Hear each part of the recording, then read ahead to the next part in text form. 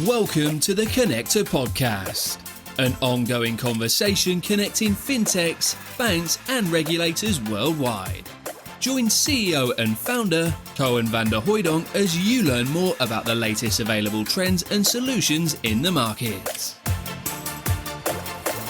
This episode is proudly sponsored by FinTech Belgium, the Digital Finance Association by and for fintechs. Live from the Digital Finance Summit 2022.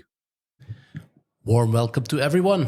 And yet we are here with another interview at the DFS, or the best fintech festival in Belgium. Pierre, welcome to the stage. Ish. Hello. Can you introduce yourself a little bit? Who Yeah, are of you? course. What do you do? So my name is Pierre Nemet. I am the CEO and the co-founder of Sopiad, which is a fintech company located in Liège. And I heard you're a rising star in fintech and wealth tech. Yeah, true. We are really focusing on wealth management activities. We provide personalized diagnostic solution to the wealth management sector, from family office until retail banking, private banking, and so on. And the added value goes to retail investors, so non-professional investors. We try to have an added value for them. And this talk will be more about sustainability, ESG. Yeah. And maybe not for everyone. What would be the obvious link between ESG and investments? For me, the link between ESG and investment is clearly the fact that now the retail investor, the non-professional investor, really focus to have ESG and sustainable investment. It's part of their mind, I would say. So it's a market requirement. And on top of that, you've got MiFID requirement, which is a regulatory requirement that came into force last August. So both together, market requirement and regulatory requirement, link the ESG with the investment. Mm-hmm. And can you elaborate maybe a little bit more about, you call MiFID, but maybe not everyone in the audience knows what MiFID stands for. So what does it do? And what has changed then as of August this year? So MiFID is the market in financial instrument directives. Mm-hmm. So it's a regulatory framework from the European Union. Mm-hmm. And the goal is really to protect, I would say, the investors. That's one part. And also to control the market, the financial markets. Mm-hmm. And what has then changed? Because this is something that goes around for quite a while. For the insiders, you get MiFID 1, MiFID 2. Yeah. And now there's ESG MiFID. What does that mean? Yeah. So just to come back on MiFID 1 and 2, the goal was really to focus on the risk suitability, the risk assessment, meaning that you will take into consideration the risk profile of an investor, and you will see how product on the market are suitable compared to the risk profile of the investor. On MiFID 2 ESG, you come with, we keep MiFID 2, but we add the ESG preferences of the investor on top of his or her risk profile. Mm-hmm. So a more precise profile at the end. I would say the same profile, but ESG preferences on top of that. So more combinations of ESG segments, I would say, at the end. So more personalization. More personalization. Does that mean a big impact for the banks? I would say that in terms of current regulatory requirement, it doesn't change. But adding ESG MiFID, you come with an add-on on the suitability side, because you need now to assess how a product is suitable with regard to ESG if you compare the investor preferences, ESG investor preferences, with the ESG product information. Mm-hmm. And I do see that that's a big impact for banks because of MiFID, the world, in my opinion, start to be about profiling. And a lot of the systems, the portfolio management systems and so on, they were driving on the fact that they could work with profiles. But now what you say is that suddenly a client has his own decision and can make multiple combinations. And that's the personalization part. So I think it's a big chunk for the banks, big change for the industry also. Yeah, I'm completely aligned. Mm-hmm. I think that we spoke more in the past about profiling, meaning an administrative burden, more an administrative burden than really personalization with ESG preferences that need to be taken into consideration. You can have hundreds of different combination of, let's say, profile. It's not profile, but ESG preferences. And of course, based on that, you are able to really speak here about personalization and not just profile categorization, risk profile categorization. You can really, you need, the banks and financial institutions need really to propose a product or end services that are now aligned with specific ESG preferences of your investor. And also falls within the profile, because it's not that one came that the other disappears, right? So it's a combination of both. Exactly. And what I also find interesting is that a lot of banks to which I've been talking to were under the impression this was something that was put in place by financial regulators, but in fact it's not. That's a part of the European Green Deal, the trend towards net zero. And this is a consequence. So as, for example, SFDR, I'm sure you're familiar with that as well. Could you maybe explain a little bit about SFDR? What does it do? What does the categorization mean? And what's the impact of that? Yeah. Regarding SFDR, we could say that the level of sustainable investment, we analyze actually the level of sustainable investment. So the categorization, Article 6 until Article 9, provide you an overview about this level of sustainable investment. Article 6 concern firms that are not eligible to sustainable investment, or you do not need to take that into consideration into your investment process, I would say. And if you look at the Article 9, it's the opposite. You need to define a clear sustainable objective, and you need to use benchmark or index to track, to follow up these objectives. So it's really the opposite in this case. Yeah, and what you see as a trend, there has been some occasions in the market where some companies had police reinforcements because of sustainability issues, and that predominantly has to do sometimes with the labeling part. So what you see is there is an avoidance for greenwashing, but I was reading one of the papers of ESMA just not so long ago. Well, actually, the latest guidelines that came out last week, and it talks about green bleaching. Have you heard about green bleaching?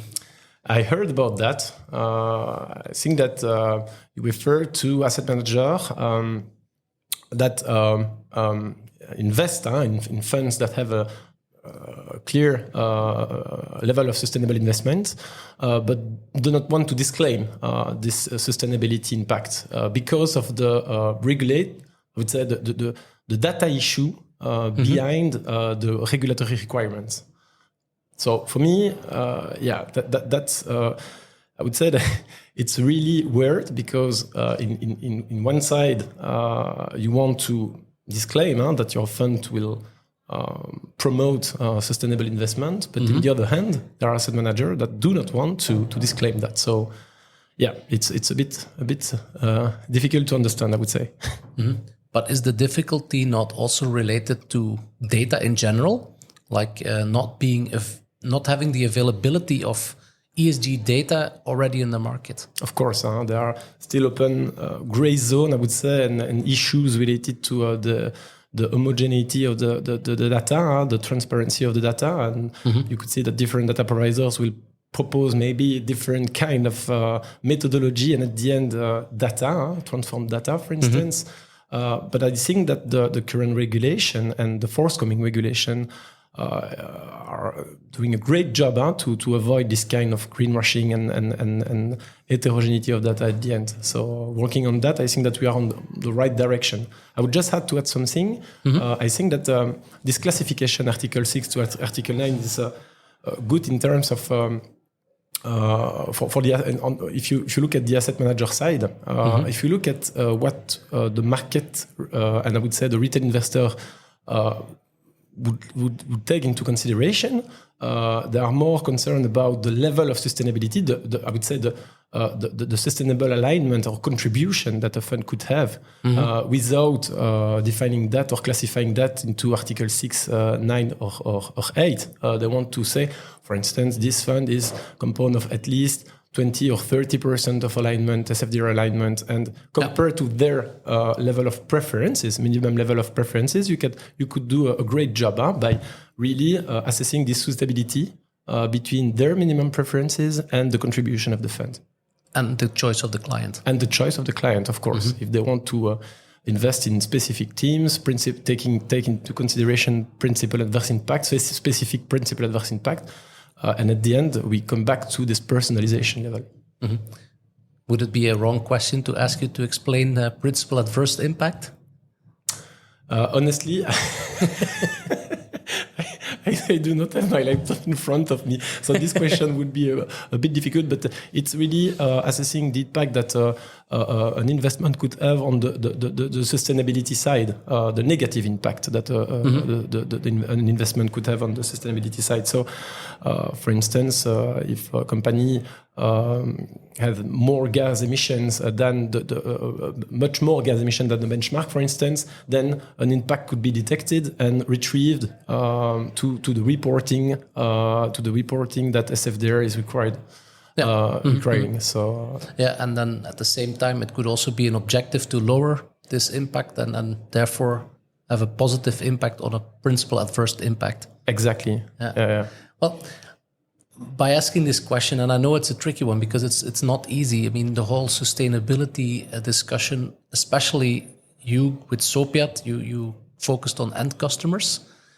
But don't you think it's a difficult story for clients or end customers to understand? Of course, it's a difficult story, and I'm convinced that if we could speak here about improvement in the future in terms of directive or initiative coming from Europe or the national authorities, it could be to improve the ESG literacy, the non-financial literacy. That's the first thing, to get access to information session or training, ESG training. Because they need to understand, and they need to understand in the same way the definition of sustainable investment. If you ask two different persons, maybe you will have two different answers. So for the moment, it's still an open point, I would say, or a gray zone regarding the definition. So we really need to dig into the definition and really the understanding for the retail investors. And at the end, it's the importance is for all of us, because of course we should not forget we're moving towards net zero, which is to protect our planet. Exactly. And SFDR, I think that why the directives, SFDR, MiFID II, taxonomy, are really contribute to this objective. But again, there are still improvements that could be done in the future regarding the gray zone and the clarification that need to be brought to financial market participants regarding these directives. Fully agree. So what do you expect that will happen in the future if we think about ESG and investments? But I think that if we look at, again, this net zero gas emission, we need to really focus on technologies and companies that accelerate these objectives. For me, that's the main goal. And to do that, we clearly need to give the more transparent view to the retail investor so that they can invest more easily and leverage on investment to speed up this process and participate at the end, to be involved in this objective from Paris. Well, maybe taking you back to Sopiad. You're a young company, you're a starting company, you're a Belgian company. What does your future look like? If you look at 6 months ahead, 1 year ahead, what would success look like? But I think that we need to continue to really focus on education, ESG education regarding what we are doing, and really assessing correctly again the product or the portfolio in one hand and the investor expectation in the other hand, and explain that in an easy way. And I said easy way because for the moment it's more simple. It's simpler to I would say to assess with simple driver than going into the detail of the different teams, ESG teams, and so on. It will come in the future, but it needs to be step by step. I think it's a nice journey that lies in front of you.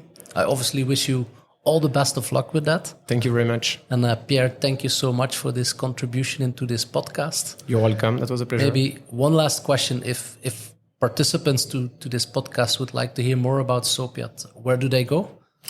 www.sopiad.com. That was an easy one. That's an easy one, and that's the one. So if you don't want to ask a demo, they can ask a demo on the website as well and understand what we are doing, the service we are proposing to the market. Perfect. So thank you very much again. Thank you. Thank you. Also, thank you to FinTech Belgium for making this podcast happen. Thank you to the audience. And stay tuned because, as you noticed, we're not having just one series. It's a lot of podcasts that are coming. We're trying to bring a lot of insights to the market. So thank you very much for joining and hope to hear you soon. Thank you very much. Thanks for listening to another episode of the Connector podcast. To connect and keep up to date with all the latest, head over to www.jointheconnector.com or hit subscribe via your podcast streaming platform.